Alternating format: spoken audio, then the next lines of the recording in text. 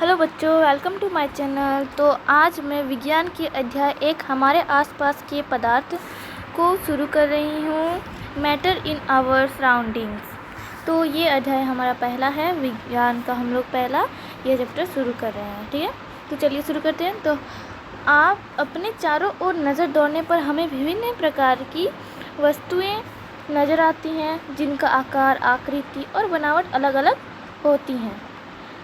इस विश्व में आप सबसे पहले आप अपनी पूरी चारों तरफ आप नज़र दौड़ाए, जिसमें आपको बहुत सारे आकार की वस्तुएं, जैसे कि अगर आप घर में हैं तो पलंग, टेबल, चेयर, बहुत सारी आकृतियाँ, बनावट, अलग अलग चीज़ें आपको दिखाई देंगी। ठीक है, तो इस विश्व में प्रत्येक वस्तु जिस सामग्री से बनी होती है उसे वैज्ञानिकों ने पदार्थ का नाम दिया है। जिस हवा में हम सांस लेते हैं, जो भोजन हम खाते हैं, पत्थर, बादल, तारे, पौधे, पशु, यहाँ तक कि पानी, ये जो सब चीज़ें हैं ये सब क्या है? पदार्थ है। एक बूंद पानी या रेत का एक कण, ये सभी क्या है? पदार्थ हैं। तो ध्यान देने योग्य बात यह भी है कि ऊपर लिखी गई सभी वस्तुओं का द्रव्यमान भी है और यह कुछ स्थान, आयतन भी घेरती हैं।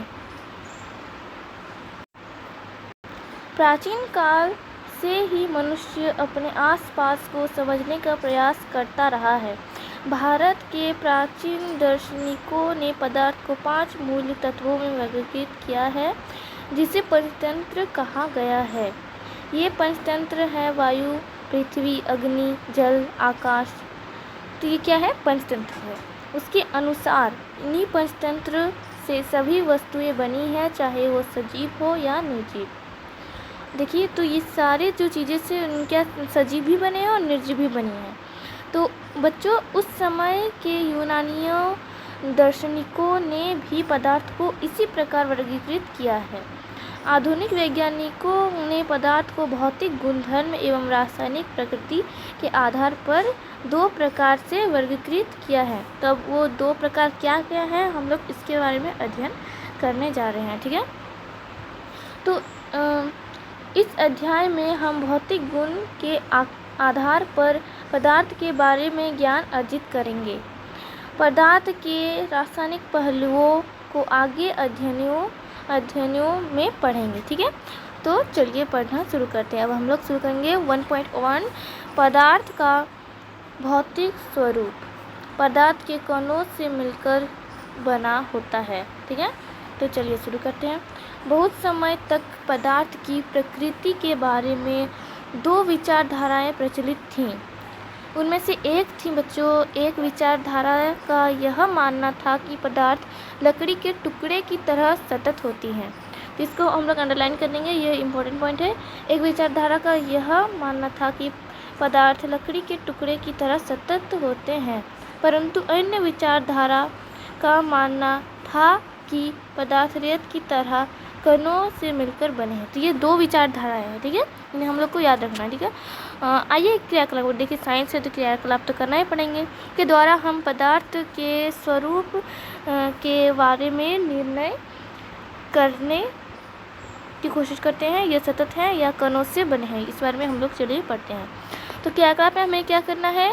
1 मिलीलीटर हमें क्या करना है? बीकर ले, 1 मिलीलीटर का बीकर ले। एक बीकर, इस बीकर में क्या करना है? हमें जल के से आधा भरकर जल के स्तर पर निशान लगा दे।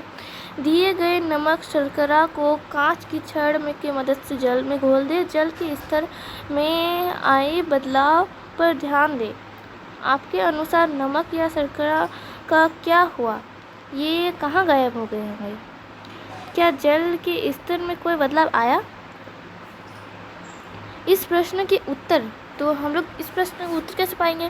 तो इस प्रश्न के उत्तर पाने के लिए हमें इस विचारधारा को स्वीकारना होगा कि सभी पदार्थ कणों से बने होते हैं। उपयुक्त क्रियाकलाप से चम्मच में रखी गई नमक या शर्करा अब पूरे पानी में घुल गई है। तो पूरे पानी में घुली कैसे, आपको ये समझ में आया होगा। तो देखिए हमारा जो पानी है उसमें भी कुछ रिक्त स्थान होते हैं जिसमें वो जो घुल गए वो नमक या फिर वो चीनी जो भी था वो हमारे जो खाली स्थान रहता है, रिक्त स्थान रहता है, उसमें वो मिल जाते हैं, जिसके कारण वो हमें नहीं दिखाई देते। ठीक है, चित्र 1.1 में दर्शाया गया है। तो देखिए ये हमारा चित्र 1.1 है, इसमें हमारा दर्शाया गया है। देखिए ये जल है, आपको ये जो ये दिख रही है ये हमारा जल है, और इस जल में हमारा जो नमक मिला है, नमक मिलाया लाख गुना अवधि किए गए जल के कण, ये कण है जल के। ठीक है, तो इसमें हम लोग जब हम लोगों ने हमने इसमें नमक मिलाया तो जल को हम लोग जब हिलाए, देखिए ये हमारा नमक नीचे बैठ गया है, लेकिन जब हमें इसको हम लोगों ने हिलाया, ठीक है, जब हम लोगों ने इसको हिलाया तो ये क्या हो गया, जब हम लोगों ने इसको हिलाया, जब हम लोगों ने इसको शेक किया, ऊपर नीचे बार बार नीचे ऊपर ऐसे किया, तो ये क्या हो गया, ये घुलने लगा। इसमें जो खाली स्थान था आप लोग देख रहे हैं, इसमें जो खाली स्थान है उसमें ये नमक मिल गया, जिस कारण हमें ये नहीं दिखाई दे रहा था। ठीक है, तो जब हम जल में नमक घोलते हैं तो नमक के कण जल के कणों के बीच रिक्त स्थानों में समावेश हो जाते हैं। मैंने जैसा कहा देखिए ये बिल्कुल वैसा ही हुआ है। तो पदार्थ के ये कण कितने छोटे हैं अब हम लोग इसके बारे में पढ़ेंगे कि पदार्थ के ये कण आखिर कितने छोटे होते हैं। ठीक है, तो इसके लिए भी हम लोग एक क्रियाक्रम करेंगे और ये क्रियाक्रम नंबर 1.2 है। ठीक है, पोटेशियम परमैंगनेट के 2 या 3 क्रिस्टल को 100 मिलीलीटर पानी में घोल लें। इस घोल में से लगभग 10 मिलीलीटर घोल निकालिए, उसे 90 मिलीलीटर जल में मिला दें। फिर इस उपयुक्त घोल में 10 मिलीलीटर निकालकर उसे भी 90 मिलीलीटर जल में मिला दें। इसी प्रकार इस घोल को 5 से 8 बार तक तनुकृत करते हैं। क्या जल अब भी रंगीन है?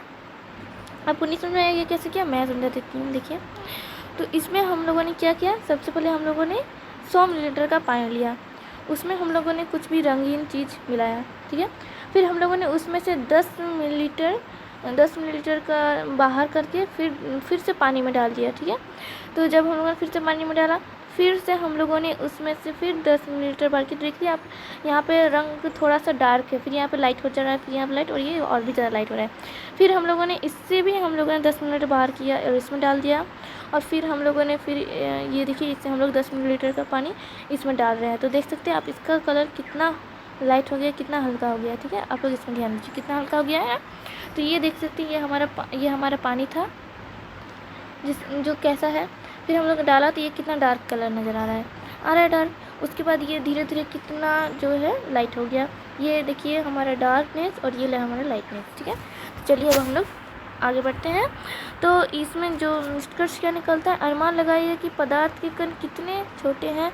प्रत्येक बार तनुकृत करने पर घोल का रंग हल्का होता जाता है, फिर भी पानी का रंगीन नज़र आता है। मतलब ये हल्का हो रहा है लेकिन पानी का रंग तो वापस हमें नहीं नज़र आ रहा है, नहीं इसका कलर हमें दिखाई दे रहा है। मतलब कितने छोटे छोटे कण इसमें होंगे। ठीक है, आप ये अनुमान लगा सकते हैं इससे। इस प्रयोग द्वारा देखिए निष्कर्ष निकलता है कि इस प्रयोग में क्या दर्शाता है कि पोटेशियम के बहुत थोड़े से क्रिस्टल से पानी की बहुत अधिक मात्रा जैसे कि 1000 लीटर भी रंगीन हो जाती हैं। मतलब बहुत थोड़े से क्रिस्टल डालने पर भी हमारा जो पानी का रंग है वो मतलब बहुत ज़्यादा पानी भी वो रंगीन हो सकता है। ठीक है, तो इससे हम ये निष्कर्ष निकाल सकते हैं कि पोटेशियम परमांगनेट के केवल एक क्रिस्टल में कई सूक्ष्म कण होंगे। ये कण छोटे छोटे कणों में विभाजित होते रहते हैं। अंततः एक स्थिति में ये कण और छोटे भागों में विभाजित नहीं किए जा सकते हैं। मतलब ये बहुत छोटे ना, मतलब बार बार हम लोग मिलाएंगे तो ये एक समय ऐसा भी आएगा जब इसका कलर नहीं दिखेगा। ठीक है, तो पोटेशियम परमानेंट की जगह 2 मिलीलीटर जो हमारा डेटॉल से भी हम ये क्रियाकलाप कर सकते हैं। लगातार तनुकृत होने पर भी उसकी महक हमें मिलती रहती है। तो डेटॉल का आप लोगों ने सेंट देखा ही है, हम लोग उससे हाथ भी धोते हैं तो उसको कितना भी धोइए बढ़ता है। हाथ तो दूर की बात है, अगर आप उस पानी में भी उसको मिलाएंगे तो आप कितनी बार भी उसको पानी में मिलाते जाइए, लेकिन उसका जो हमको गंध महक होता है वो नहीं जाता है। ठीक है, तो यहाँ देखिए, यहाँ पे दिया हुआ है, तो आप लोग इसको जरूर अपनी कॉपी में लिख लें। ठीक है, ये बहुत इंपॉर्टेंट पॉइंट है, इसको आप अपनी कॉपी में लिख लीजिएगा। पदार्थ के कण बहुत छोटे होते हैं, इतने छोटे कि हम कल्पना भी नहीं कर सकते। ठीक है, आपको ये समझ में आ गया कि पदार्थ के कण कितने छोटे हैं कि हम उसकी कल्पना तक नहीं कर सकते। तो अब हम लोग क्या पढ़ेंगे कि पदार्थ के कणों में अभिलाषित गुण, उसमें क्या गुण होते हैं, पदार्थ कितने छोटे होते हैं, कितने सूक्ष्म होते हैं, ये तो हम लोग जान लिया, लेकिन हम लोग को ये अब जानना है कि पदार्थ के कणों के बीच रिक्त स्थान होता है, और ये तो हम लोग को पता है, लेकिन उसके क्या गुण है ये हम लोग जानेंगे। ठीक है, क्रियाकलाप 1 और 2, इन दोनों में हम लोगों ने नमक, शर्करा, डेटॉल या पोटेशियम परमानेंट के कण समान रूप से पानी में विस्तरित हो गए।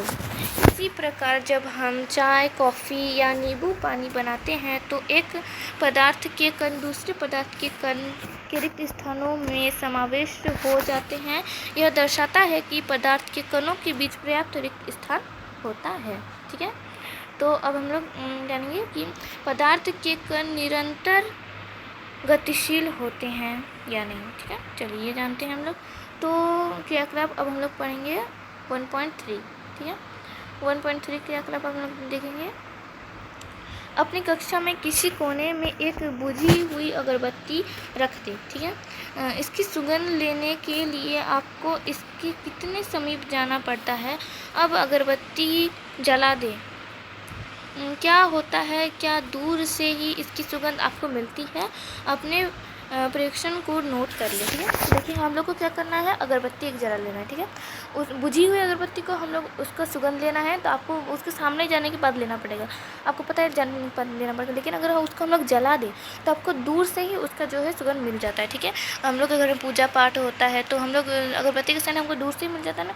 अगर हम लोग रास्ते से पार भी होते हैं तो अगरबत्ती अगर किसी के घर में जल रहा हो तो हमको उसका सेंट जो है मिल जाता है।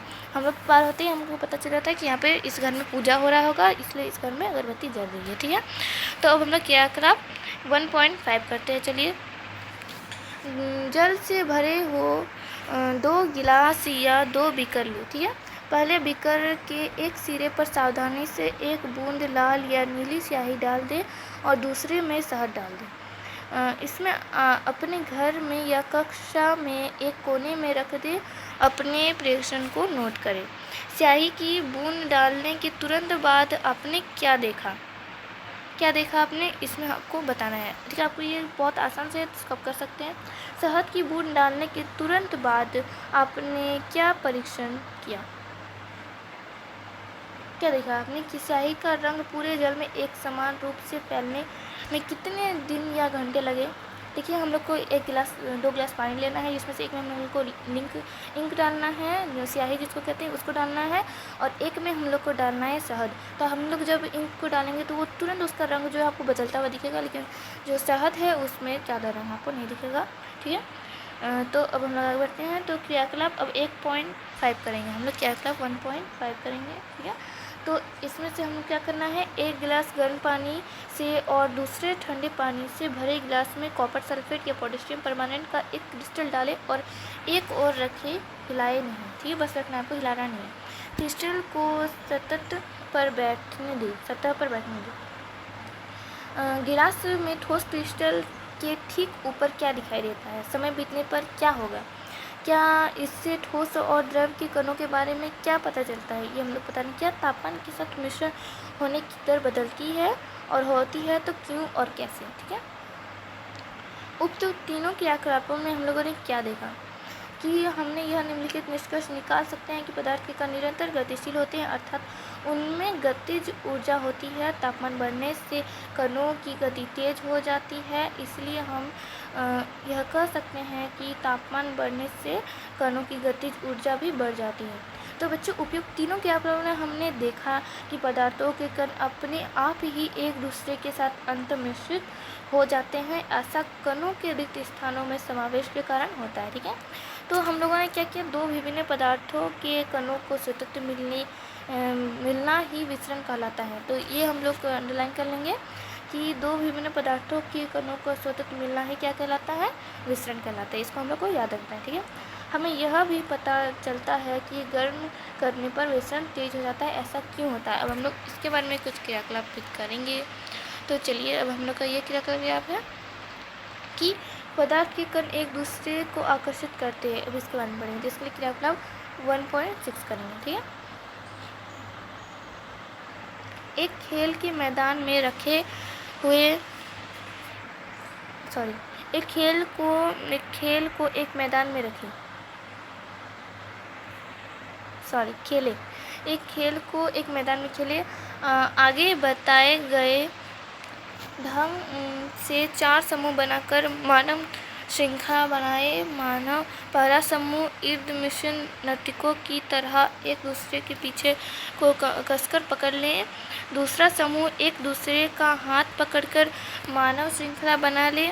तीसरा समूह केवल उंगली के सिरे को छूकर एक श्रृंखला में बढ़े। तो बच्चों, अब हमें बताना है कि अब चौथा समूह उपयुक्त वर्णित तीनों मानव श्रृंखलाओं को तोड़कर छोटे समूह में बांटने का प्रयास करें। क्या करना है? हमें 3 श्रृंखला बनानी। एक में हम लोग को जो ये यहाँ पे जो पिक्चर दी है, इस तरह से हम लोग कस के पकड़ना है, ठीक है। और एक में सिर्फ हमें उंगली पकड़नी है, और एक में क्या करना है, केवल उंगली के एक समूह में हम लोग का हाथ पकड़ना है, एक में सिर्फ उंगली पकड़ना है। तो हम लोग किस में सबसे जल्दी तोड़ सकते हैं? हम लोग जिसमें हम लोगों ने उंगली पकड़ी है उसको सबसे जल्दी तोड़ सकते हैं ना। तो किस समूह को तोड़ना आसान था और क्यों, ये हमें बताना है। तो मैंने अभी बता दिया। यदि हम प्रत्येक विद्यार्थी को पदार्थ का एक कण माने तो किस समूह के कणों में एक दूसरे को सबसे अधिक बल से पकड़ रखा था?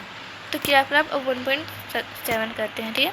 एक लोहे की कील, एक चौक का टुकड़ा और एक रबर बैंड ली। इस पर हथौड़ा मारकर, काटकर या खींचकर भंगुर करने का प्रयास करें। इन तीनों में से किसके कण अधिक बल से कर दे?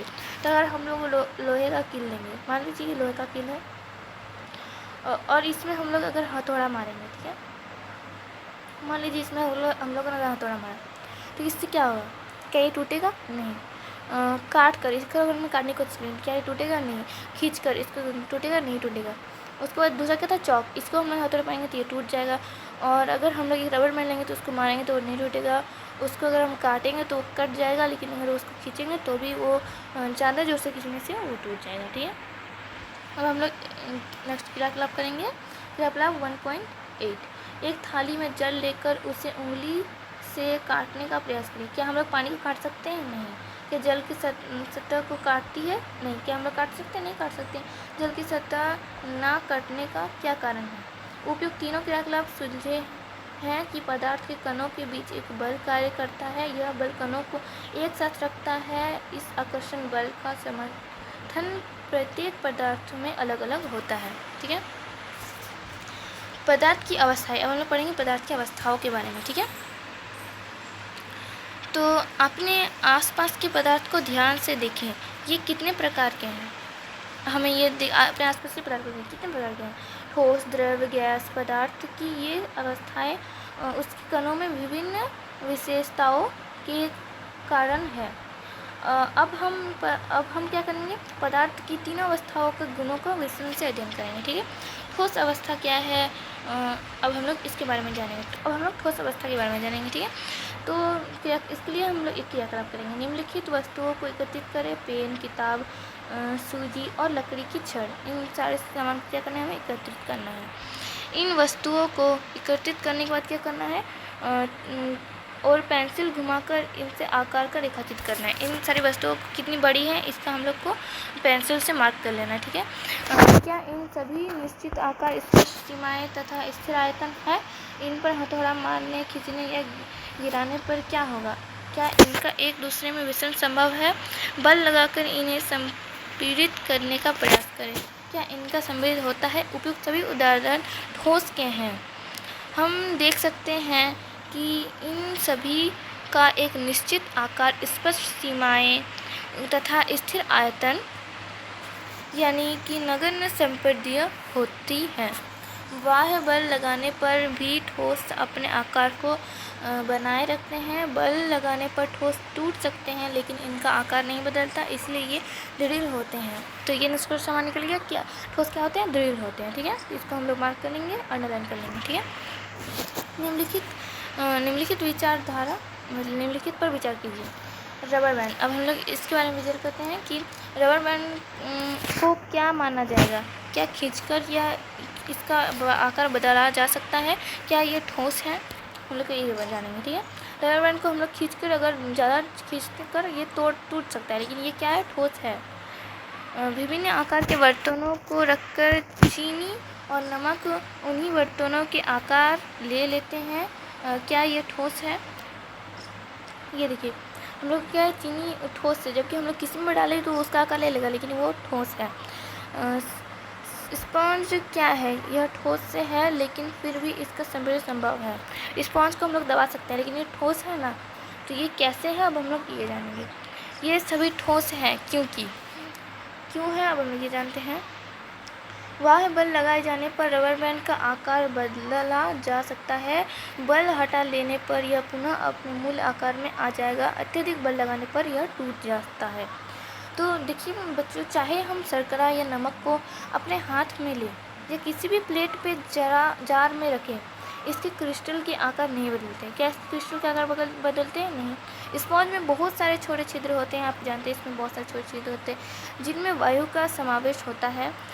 तो जब हम इसे दबाते हैं तो वे बाहर निकलती है, जिससे इसका संपीड़न संभव होता है। ठीक है, हम लोग इसके बारे में समझ गए। द्रव अवस्था, अब हम लोग द्रव अवस्था के बारे में जो है हम लोग अपनी अगली कक्षा में पढ़ेंगे। अगर आपको ये जो वीडियो है, अगर आपको अच्छा लगे तो वीडियो को ज़्यादा से ज़्यादा लाइक कीजिए। और हाँ, चैनल को, अगर आप चैनल में नए हैं तो चैनल को सब्सक्राइब कीजिए। और कोई भी छोटी से छोटी दिक्कत आपको अगर लगती है तो आप कमेंट में पूछ सकते हैं। मैं आप सभी का जो डाउट है उसको क्लियर करने का पूरी की पूरी कोशिश करूँगी। ठीक है, तो आज के लिए इतना ही। हम लोग द्रव अवस्था के बारे में अपने अगले क्लास में पढ़ेंगे। तो बाय बाय।